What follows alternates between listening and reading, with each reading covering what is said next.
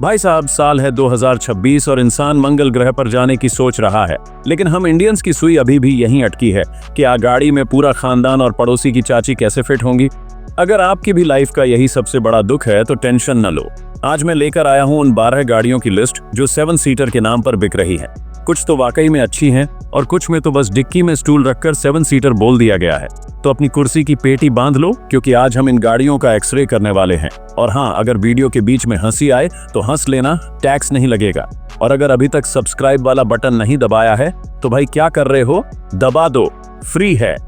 List की शुरुआत होती है उस गाड़ी से जिसे जुड़वा भाई कहा जाए तो गलत नहीं होगा। नंबर 12 पर है टोयोटा रूमियॉन।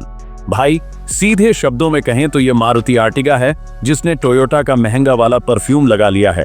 टोयोटा वालों ने देखा कि मारुति आर्टिगा तो भयंकर बिक रही है, तो उन्होंने सोचा हम क्यों पीछे रहें। बस मारुति से गाड़ी ली, बम्पर बदला, ग्रिल बदली और अपना टी वाला लोगो चिपका दिया। इसमें आपको वही 1.5 लीटर का पेट्रोल इंजन मिलता है जो आर्टिगा में आता है। इंजन की तारीफ करनी पड़ेगी, ये इतना स्मूथ और साइलेंट है कि कभी कभी ट्रैफिक सिग्नल पर आपको लगेगा कि गाड़ी बंद हो गई है। पावर ठीक ठाक है, शहर में चलाने के लिए बढ़िया है। लेकिन अगर आप इसमें 7 हट्टे कट्टे पहलवानों को बिठाकर पहाड़ चढ़ने की सोच रहे हैं तो भाई गाड़ी रो देगी।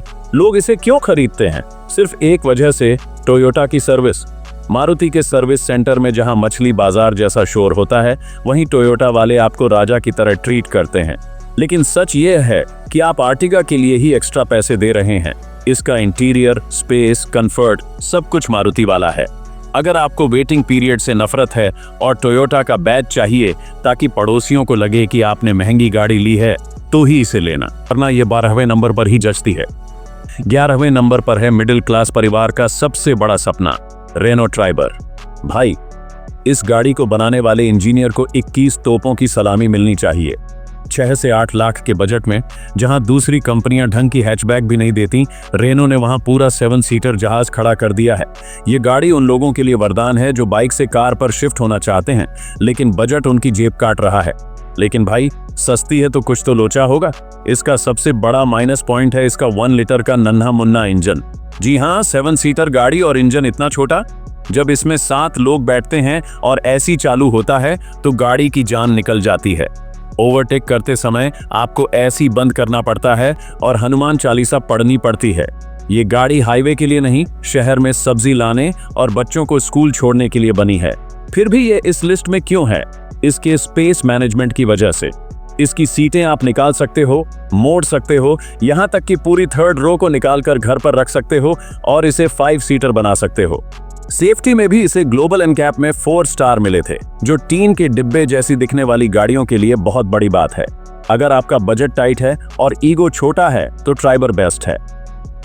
10वें नंबर पर है वो गाड़ी जो सड़कों के लिए नहीं बल्कि सड़कों को तोड़ने के लिए बनी है, महिंद्रा बोलेरो। भाई इंडिया के गांवों में अगर किसी के पास बोलेरो है तो उसे प्रधानमंत्री से कम नहीं समझा जाता। यह गाड़ी लोहे का एक चलता फिरता संदूक है जिसे न तो गड्ढों से फर्क पड़ता है न ही ट्रैफिक से। सामने वाला खुद ही डर के मारे साइड हो जाता है। इसमें 1.5 लीटर का डीजल इंजन आता है। ये इंजन भागने के लिए नहीं बल्कि रेंगने और खींचने के लिए बना है। इसकी आवाज में एक अलग ही देसी स्वैग है। फीचर्स की बात करें तो भाई इसमें आपको एसी मिलता है और बस हो गया। Touch screen, sunroof, automatic climate control, ये सब अमीरों के चोंचले यहाँ नहीं चलते। ये गाड़ी शुद्ध मैकेनिकल है। इसमें इलेक्ट्रॉनिक्स के नाम पर शायद सिर्फ हॉर्न है। इसकी सबसे बड़ी कमी इसकी राइड क्वालिटी और सेफ्टी है। पीछे की जंप सीट्स पर बैठना मतलब काला पानी की सजा काटना। वहां बैठकर इंसान के घुटने और नाक एक ही लाइन में आ जाते हैं। और सेफ्टी फीचर्स, भाई इसमें बैठने वाला खुद अपनी रिस्क पर बैठता है, लेकिन इसकी रिलायबिलिटी का कोई जवाब नहीं। ये गाड़ी 10-15 साल तक बिना किसी नाटक के चलती है। मेंटेनेंस इतना सस्ता है कि साइकिल ठीक कराने जैसा लगता है। अगर आपको रफ एंड टफ गाड़ी चाहिए तो बोलेरो आज भी सबका बाप है। 9वें नंबर पर है मारुति XL6। सीधे शब्दों में कहें तो ये आर्टिगा है जो पार्लर जाकर मेकअप करवा के आई है। मारुति ने इसे अपनी प्रीमियम डीलरशिप नेक्सा के जरिए बेचने का फैसला किया ताकि लोग इसे टैक्सी ना समझे, और सच कहूं तो ये काम कर गया। इसका फ्रंट लुक थोड़ा एग्रेसिव है, हेडलाइट्स शानदार हैं और ये रोड पर आर्टिगा से ज्यादा इज्जतदार लगती है। इसमें वही पुराना और भरोसेमंद 1.5 लीटर का पेट्रोल इंजन है। इसमें स्मार्ट हाइब्रिड टेक्नोलॉजी भी है। जिससे ये माइलेज के मामले में कंजूस बन जाती है, जो कि हम भारतीयों को बहुत पसंद है। इसके अंदर आपको दूसरी रो में कैप्टन सीट्स मिलती हैं, मतलब बीच वाली सीट पर बैठने वाले फूफा जी को वीआईपी वाली फीलिंग आएगी। स्पेस भी अच्छा है और सीटें काफी आरामदायक हैं। लेकिन भाई मारुति यहाँ भी मारुति ही है। गाड़ी की बिल्ड क्वालिटी टीन के डिब्बे जैसी है। दरवाजा बंद करो तो लगता है कि कुछ टूट न जाए। और इसके टायर, भाई साहब, इतनी बड़ी बॉडी और नीचे इतने पतले टायर, ऐसा लगता है किसी बॉडी बिल्डर ने लेग डे मिस कर दिया हो। टायर गाड़ी के हिसाब से बहुत छोटे लगते हैं। अगर आपको मारुति का भरोसा चाहिए, आर्टिगा वाला स्पेस चाहिए लेकिन टैक्सी वाली इमेज नहीं चाहिए, तो 14-15 लाख में XL6 एक बहुत ही समझदारी वाला विकल्प है। 8वें नंबर पर आती है फीचर्स की दुकान किया कैरेंस। भाई जब यह गाड़ी लॉन्च हुई थी तो किया ने इसे आरवी बोला था, जिसका मतलब किसी को समझ नहीं आया। लेकिन सच ये है कि यह एक बहुत ही प्रैक्टिकल फैमिली कार है। अगर आप गैजेट्स के शौकीन हैं तो यह गाड़ी आपको पागल कर देगी। वेंटिलेटेड सीट्स, सनरूफ, 64 रंगों वाली एम्बिएंट लाइटिंग, एयर प्यूरिफायर, मतलब सब कुछ ठूस दिया है इसमें। इंजन की बात करें तो इसमें आपको 1.5 लीटर टर्बो पेट्रोल और 1.5 लीटर डीजल का ऑप्शन मिलता है। इसका डीजल इंजन बहुत रिफाइंड है और माइलेज भी अच्छा देता है। सबसे अच्छी बात है इसका स्पेस। इसकी थर्ड रो में सचमुच इंसान बैठ सकते हैं, सिर्फ बच्चे या सामान नहीं। चढ़ना उतरना भी बहुत आसान है क्योंकि इसकी बीच वाली सीट एक बटन दबाते ही फोल्ड हो जाती है। दिक्कत बस इसके लुक्स और सस्पेंशन की है। आगे से ये थोड़ी अजीब लगती है, जैसे कोई इलेक्ट्रिक वैन हो। रोड प्रेजेंस में ये एसयूवी वाली फीलिंग नहीं देती और इसका सस्पेंशन थोड़ा सॉफ्ट है। अगर गाड़ी पूरी भरी हो और कोई बड़ा ब्रेकर आ जाए तो नीचे से धप्प की आवाज आ सकती है, जो सीधे दिल पर लगती है। लेकिन अगर आपको लुक्स से ज्यादा कंफर्ट और फीचर्स प्यारे हैं तो 17-18 लाख में इससे बेहतर पैकेज मिलना मुश्किल है। 7वें नंबर पर है देश का गौरव, बाहुबली टाटा सफारी। भाई इस नाम में ही वजन है। जो रुतबा और रोड प्रेजेंस सफारी की है वो इस सेगमेंट में किसी और गाड़ी की नहीं है। जब काली सफारी रोड पर निकलती है तो टोल नाके का बैरियर भी डर के मारे अपने आप ऊपर हो जाता है। यह गाड़ी मर्दानगी का दूसरा नाम है। इसमें 2.0 लीटर का क्रायोटिक डीजल इंजन है जो पावर का पावर हाउस है। एक्सीलेटर दबाते ही आपको महसूस होता है कि आप किसी टैंक में बैठे हैं। सेफ्टी के मामले में टाटा ने कोई कसर नहीं छोड़ी है। इसे 5 स्टार सेफ्टी रेटिंग मिली है, मतलब अगर यमराज भी सामने आ जाएं तो सफारी वाला सेफ है। इसका इंटीरियर अब बहुत प्रीमियम हो गया है। बड़ी touch screen, digital instrument cluster और वो प्यारा सा इल्यूमिनेटेड लोगो स्टीयरिंग व्हील पर। लेकिन भाई हाथी पालना आसान नहीं होता। सफारी के साथ भी कुछ दिक्कतें हैं। टाटा का इलेक्ट्रॉनिक सिस्टम कभी कभी भूल भुलैया खेलता है। कभी स्क्रीन ब्लैकआउट हो जाएगी, कभी 360 डिग्री कैमरा अटक जाएगा। और टाटा की सर्विस, उफ, वहां जाना मतलब एक छोटा मोटा युद्ध लड़ने जैसा है। फिर भी 25 लाख खर्च करके जो फील और कॉन्फिडेंस सफारी में आता है वो किसी कोरियन या जापानी गाड़ी में नहीं मिल सकता। ये दिल वालों की गाड़ी है। 6ठे नंबर पर है इंटरनेट इनसाइड वाली MG हेक्टर प्लस। भाई ये गाड़ी कम और चलता फिरता आईपैड ज्यादा है। इसकी टच स्क्रीन इतनी बड़ी है 14 इंच कि आप उस पर आराम से नेटफ्लिक्स और यूट्यूब चला सकते हो। बस गाड़ी चलाते वक्त मत चलाना भाई।